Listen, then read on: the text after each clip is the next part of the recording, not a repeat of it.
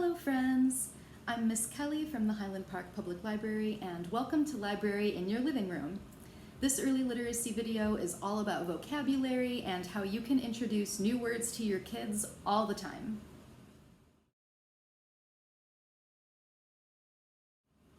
Kids who hear and learn lots of words before kindergarten are better prepared to succeed in reading and writing. Even when they're babies and can't really understand yet, it's really helpful to use language around them a lot. Repeat your baby's babbling back to them.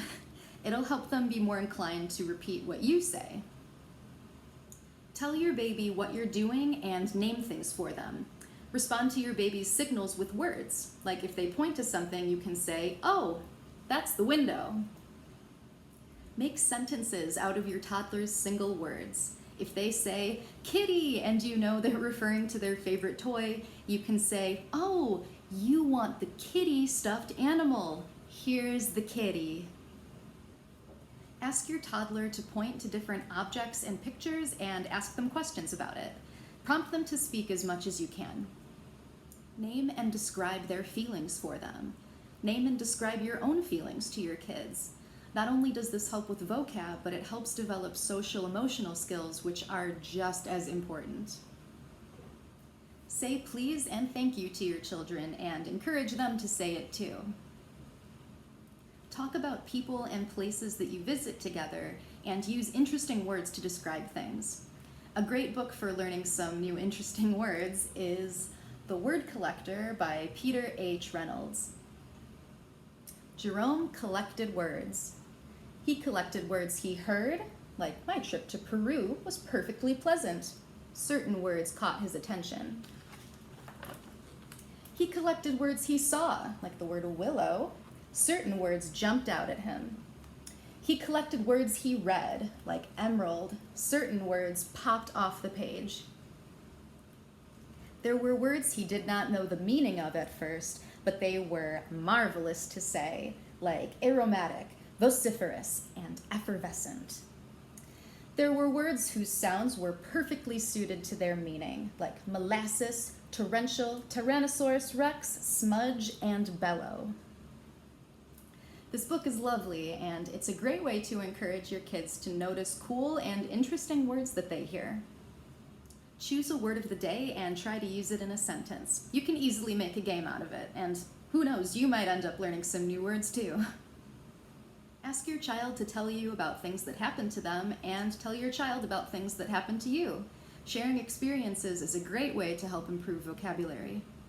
Give your children new experiences and talk about them. Look at old photos and talk about things that happened in the past. Read fiction and nonfiction books together and talk about all that you find there. A great way to motivate your kids to learn new vocabulary is to include some topical vocabulary of things that they already find interesting. So if your kid really likes space, a good book to read would be A is for Astronaut, Exploring Space from A to Z. So for A, we have astronaut, a person who explores space. We have asteroid, a space rock that's smaller than a planet and orbits the sun.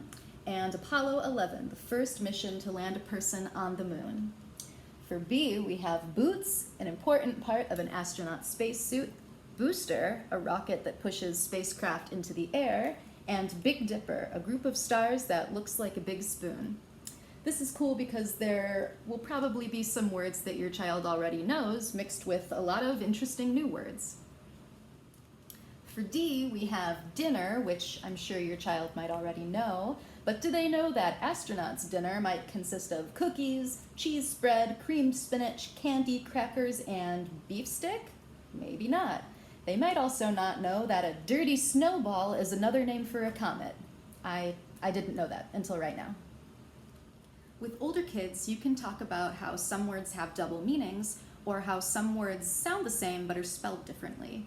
And a cool little book that illustrates this is A Chocolate Mousse for Dinner, written and illustrated by Fred Gwynn, who, fun fact, is Herman Munster. Mommy says we need a new wing on the house, but Daddy says he'll have to sleep on it.